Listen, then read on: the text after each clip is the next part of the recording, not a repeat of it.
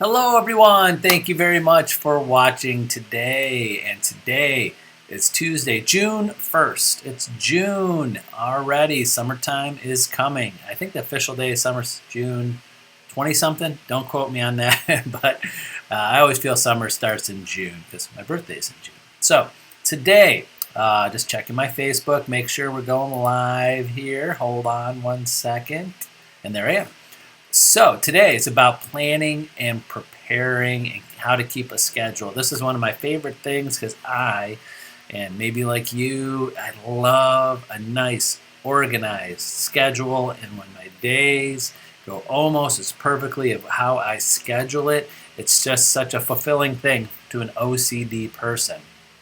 Now, being in this business 30 years and coaching agents and helping people for so long, I know that my brain, especially when it comes to scheduling, organization, works totally different than other people. So, before I start, I have 5 things to think about when keeping a schedule, planning, and organizing yourself and preparing. But these are my opinions on what you should do and things you could do to help yourself keep a schedule. But the number one thing to remember is whatever keeps you on task and how you do it. Like I have people in my lives that like to write down their schedule, and they write and they write and they have it in an appointment book and they write. And I have some people that use their phones. I have some people that use a management system. I have some people that just write it on a piece of paper.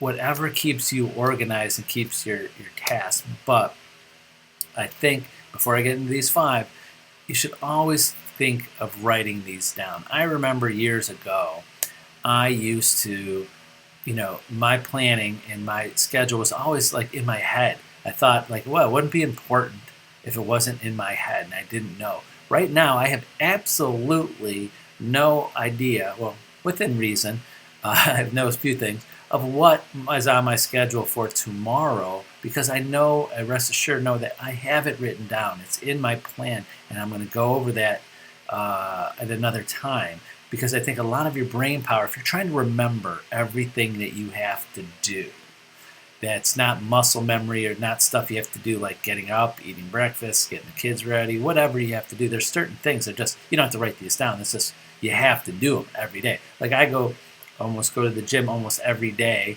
and I do not write that in my schedule because I just know it's just that's the first thing I do in the morning. So there's certain things you don't have to write in your schedule, but some people are very particular about it and have that in there so they could see their whole schedules lined up. So again, back to the whole point of that opening was whatever keeps you organized, easy to prepare, and because if you use a system that and a way of remembering things that you're not going to continually do, it just falls apart. All right, so here's 5 things to think about, to do to help you stay planning and preparing and staying on task. So number 1, I say every Sunday night you should be going through your week schedule. You should be going through what things that you have to do. And I'm going to use the example of going on my phone. Every Sunday night, or it might be Sunday during the day when I have time, I will go through my whole week schedule, click on each day, making sure, seeing that's what's in my schedule, see if I doubled up appointments. Sometimes that happens by accident. I double up an appointment or may mismark something. So just organizing, physically going through the schedule on there. And then also you could delegate. Like me, I have a great assistant. Her name is Brooke. A lot of you know Brooke from her making calls to you, but Brooke's been with me a long, long time. Gosh, so long I don't even remember how long. So Brooke, if you're watching this, I'm sorry. It's been 9, 10 years plus. But every night, or I would say every week, then I could delegate to her. I'm like, hey, and then I write a list of things. Hey, can you call that person? Can you reschedule that person? Can you move this appointment up? Can you call this person back that she or he missed their appointment? So you could delegate that to other people if you have an assistant or a buyer's agent or seller's agent. So you got to go through that, give them enough time to delegate. So every Sunday, I suggest you do that. Number 2, every night look at your next day so you know what is coming up. And if you consistently do that every night, look at your calendar for the next day and prepare for the next day, is that it automatically gives your mind a break, because you don't have to remember, oh, I got to call so and so tomorrow, I got to do this, I got to go that, I got to get up early, oh, I got a doctor's appointment, oh, I got this, I got that. So many people, if you ask them right away, like, what do you have to do tomorrow, and they rattle that off. Imagine, again, this is all my opinion, how much brain power and how much concentration you're putting into in your mind, remember everything you got to do tomorrow and not have to look at a schedule, and how much you could be more relaxed and use that brain power and focus on other things when that stuff's tomorrow on that. So that's just a suggestion. Every night, go through your next day. Number 3, look for open time. So either the week, when you're looking at it on Sunday, or you're looking at the night before, look for the open times and put things in there.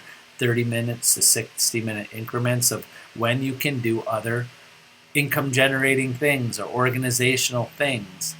Again, the hard thing for realtors or sales people or independent contractors, when you're your own boss, if you have ever had a job where you have tasks, you have things to do every day, you're at a boss, you had a manager, it's someone telling you have to do this all day long, and you had a job where you worked all day long, you had things to do, tasks and things that you had to handle.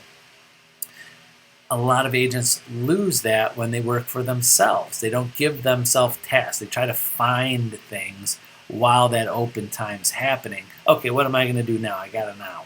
But you should be planning that, and think of yourself as a separate person, an employee that you have. What would you do if you had yourself was a different person and had an employee that go, if I don't put something down, they're just going to sit there and stare and do nothing. So, and you're paying this person. Your time is money to yourself. So what would you put down in there? So look for those open times, 30, 60-minute increments. That's number 3. Number 4, first thing in the morning. Can be early, can be 8 in the morning, 7 in the morning. You should be confirming all of your appointments. So that's, again, I have assistant Brooke that does that for me. Again, shout out to Brooke, does a great job of it. She lets me know. So at like 7, 8 o'clock in the morning at the latest, we're communicating about who needs to reschedule, who gets back to you, who needs to move their time. So you should don't wait a half hour before the call or before the appointment to confirm it.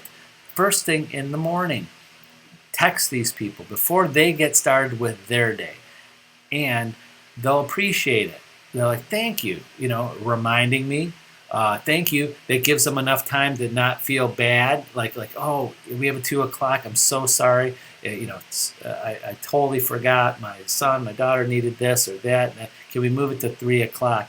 And it opens that up to give them the opportunity to move around if they need to.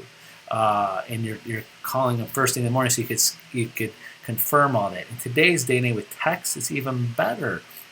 You have text to people, and it's not a call where they have to pick up the phone while they're getting ready in the morning. They're sitting there, they're eating breakfast, and you send them a text. So I always try to catch people before they start their day, and confirm all your appointments on that. Will save you a lot of time. If you're not confirming your appointments and your calls at the beginning of the day, how many times are you just sitting waiting for a call or going places, or an hour before all of a sudden they say, hey, sorry, I'm going to be late, or this, and you could have made more productive things during that time. And number 5, prepare. Always prepare for the day before or the next day, and prepare for distractions. There's going to be things that come at you, and you're going to have to, handle those things. So there's going to be emergencies when you're in real estate, and there's a lot of things going on, and you're working on deals. There's going to be fires that you got to put out. So I always try to schedule my calls, like, again, my appointments half hour long, but I try to keep them about 20 minutes. So when I say to someone, I book it in my time, like my coaching calls. I tell all my agents, I try to keep you to 20 minutes. A lot of times it goes over, but 20 minutes, so I have 10 minutes in between to handle those fires, make a call, do something, take a break. So I'm not like talking, 8, 9, 10 hours a day every second. So have a half-hour increment, but have some time and space in there for distractions and things that are coming out of the blue. And then prepare for the next day. Make sure you have the things. Like example, what I do when I have appointments with people, I always look at my notes and my contacts with the agent that I'm coaching, or any situation. If I have a meeting with an agent at a certain time about their transaction and they want to go over their paperwork, I will make sure I have that paperwork and have their file accessible either on my phone or electronically or printed out. I rarely do that, but have that ready so I'm not fumbling around with that. So be prepared for that and make sure, like simple, or even doesn't have to be work related. Like if you every morning, making sure you have your food for your breakfast, and if you know what you're going to do for lunch. I see so many busy people like, oh, I forgot I didn't have time to eat lunch and now I'm tired and I'm crashing. Or you get up in the morning like, I don't have anything to pack for my lunch. If you pack your lunch or what, you don't have any plan. So make sure your plan that you have that. And as simple as like what you're wearing the next day. And hopefully a lot of you do, well, that you have clothes clean and in your closet. Maybe there are people out there that walk in their closet and go, oh my God, I didn't realize I have nothing clean to wear. I mean, you were in there the day before or earlier in the day, you saw there's nothing there. I mean, that's just me, just simple things like that. It's just making sure you have your clothes ready for the next day and there's things to wear, so you're not sitting up, I got to sit at home and do a load of laundry before I get my day ready because I didn't have anything to wear. I know there's people out there like that, that have that. So you might be one of them, like, oh yeah, sometimes I can't get out of the house for 3 hours because I forgot I have to do this, and this. And I had all these other things planned. So, and then the last thing, I said it was 5, but kind of 6, is that unless it's an emergency, you could plan it. I'm sorry to a lot of our agents out there because I wish there was 10 of me some days. But some agents are calling me at 9 o'clock morning. I need some help with something. I said, I'm happy to help you. What can I help you with? And if it's something that's more than a 5 or 10 minute question, I got to book you at, like, how about this evening at 7 o'clock, and I got to push you all the way to the day. Or I got to delegate that to our office manager, my partner, our listing coordinator, delegate it to someone else. So to all of our Century 21 Home Center agents, anything that you need, if we plan it, just call me, text me, and we'll plan it. We'll put it in the calendar. But if it's something I want to discuss right now, usually my days are already scheduled as much as possible. Unless, again, I plan for those emergency calls, those things that need to be answered right now between calls. I always do that. But if I want to sit and discuss a certain topic or whatever, I love that.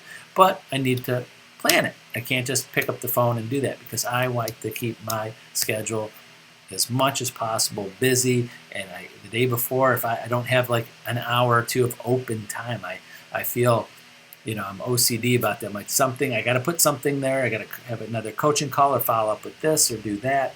So that last thing that I was getting to was have that schedule, and that's that's the most important thing that you need to do that day, is try to keep that schedule as best you can, because you put things there for a reason. You put things for an appointment or things that are important or income generating or prospecting. You put things in that place to be productive. And if you don't get those things done, I'm saying you're less productive or getting to the next step or getting things accomplished. Again, there's always going to be things when you're working on transactions. We could spend all day on the same transaction. You can. But if you let yourself do that, just things falling across your things, people calling you, following up on things and not having it planned on when you're going to do these things, then they're going to take up your whole schedule and you're not going to be as productive. You might get some things done, but you're not going to be as productive in building on your business and moving forward, if that makes sense. So those 5 things or 6 things, maybe things to think about, help you plan, help you prepare, help you keep your schedule, because any successful business or any successful person in anything in life, even even if you're a student, if you're a good student, you plan. I got to study here. I got to read these chapters. I got to memorize this. I got to do this homework. There's things that you have to do. So anything in life, if you want things to get things accomplished, they've got to be planned. You just can't wake up every day and think, what am I going to do today, and fumble through it. So hope that makes sense. So that's it for today. Have a great June 1st, Tuesday, and we'll see you tomorrow at noon. Bye-bye.